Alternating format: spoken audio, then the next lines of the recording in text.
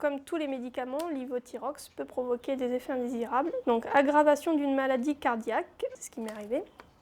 Tremblement, élévation de la température, sueur, amaigrissement rapide, diarrhée, c'est ce qui m'est arrivé. Élodie Padieu égrène un à un les effets secondaires de la nouvelle formule du Levothyrox, ceux dont elle a été victime pendant près de 6 mois. Le plus dur, c'est de ne pas savoir ce qui se passait. Pourquoi j'avais ces symptômes, même en allant voir les médecins, les spécialistes, ils ne savaient pas non plus. On ne savait pas, on était dans le flou, dans le vague.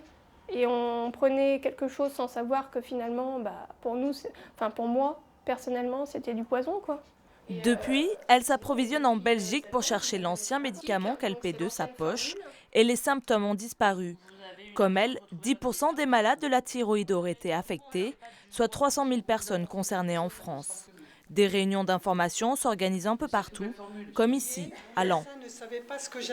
Je ne dormais plus la nuit, j'ai perdu mes cheveux énormément.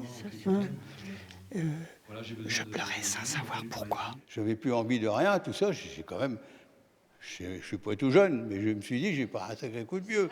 L'objectif, c'est d'apporter quelque chose aux gens qui seront là, de les réconforter, de leur dire aussi, parce que lorsque vous avez été malade, comme je l'ai été malade et comme la plupart dans la salle ont été malades, on n'avait plus de goût à la vie.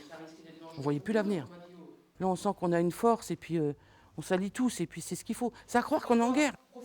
Une guerre qui se jouera surtout sur le terrain juridique pour cet avocat venu spécialement de la Champagne-Ardenne.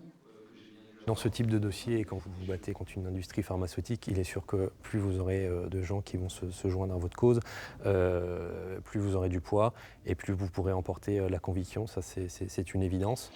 La priorité, lancer une procédure de référé pour utiliser l'ancienne formule, la seule solution à court terme pour Élodie Padieu, car les pays frontaliers ne seront plus approvisionnés d'ici la fin de l'année.